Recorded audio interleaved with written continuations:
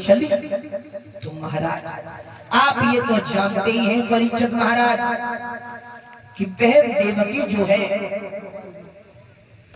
आज जब चली तो अपने भैया से, भैया के हृदय पर सिर को रख करके बड़ी बुरी तरीके से पपक पपक करके रोने लगी।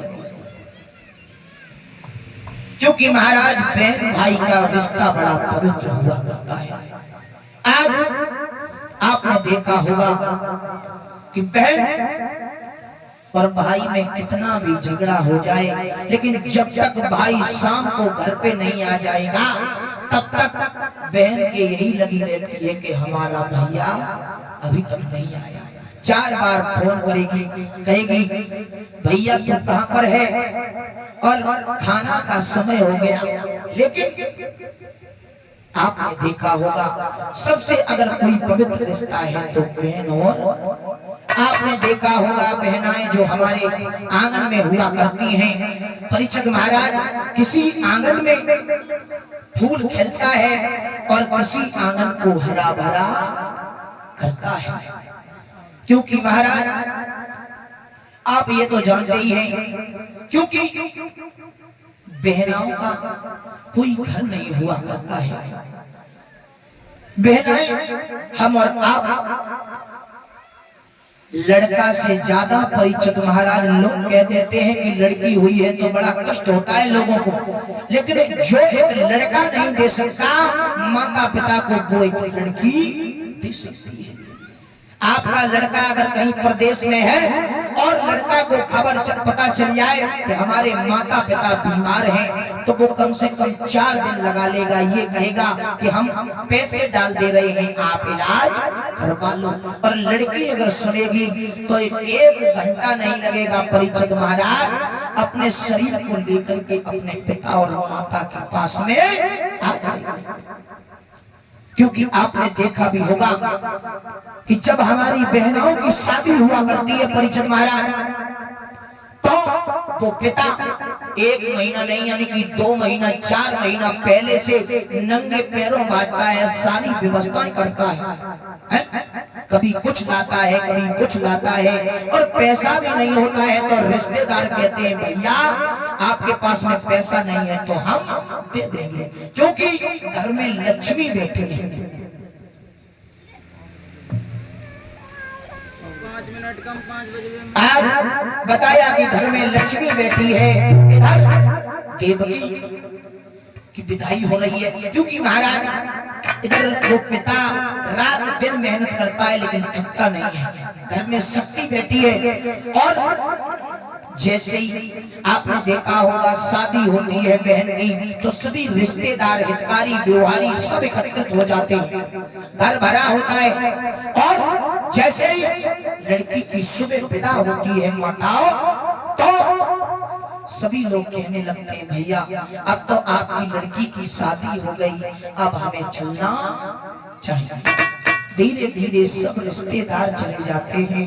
और आपने देखा होगा वही पिता जो बराबर काम कर रहा है, कभी थकता नहीं था, नंगे पैर भागता था, लड़की के जाने के बाद वो पिता टूट जाता है, गिर जाता है। क्योंकि घर में शक्ति बैठी हुई थी और जब वो बहन चली जाती है तो वो पिता गिर जाता है। कहता है अगर टेंट वाले आते हैं और सामान वाले आते हैं कहते हैं भाई अब 2-4 दिन रुक जाओ उसके बाद में हम तुम्हारा हिसाब।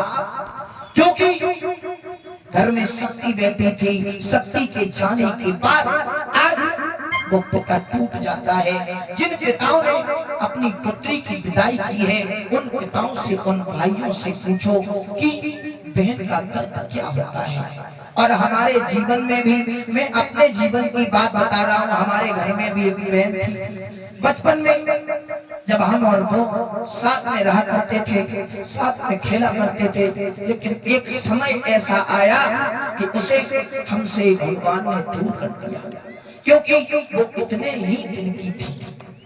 हमें भी बुरा लगता है जब रक्षाबंधन आती है, दिवाली आती है तो बड़ा बुरा लगता है माताओं, क्योंकि हमने बहुत लोगों को अपना बनाया लेकिन कोई भी अपना नहीं हुआ।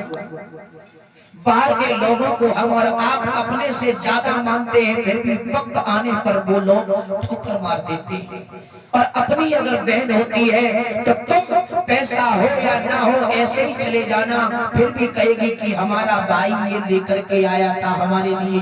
और दूसरों के लिए अगर आपने कितना भी किया फिर भी कहेंगी कि कुछ नहीं ये लेकर के आए, क्योंकि दूसरे दूसरे हुआ करते हैं। कोई भी कितना भी इंसान हम और आप किसी को अपना बनाओ, अपना नहीं बन सकता।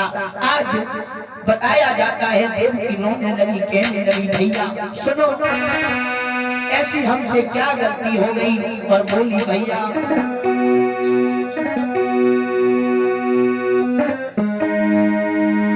कि 16 देवकी कहने लगी भैया अरे 16 सावन बीती गए और पागल की अंगनाई में और तेरे डाले हाथ किसी को तो दिन की से आई में।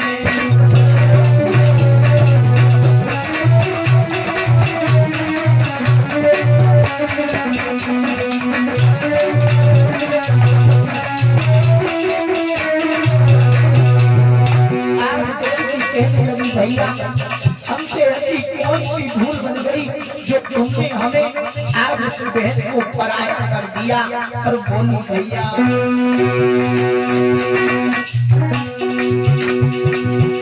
अरे 16 सावन बीती जा बगला की अंगनाई में अरे तेरा हाथ किसी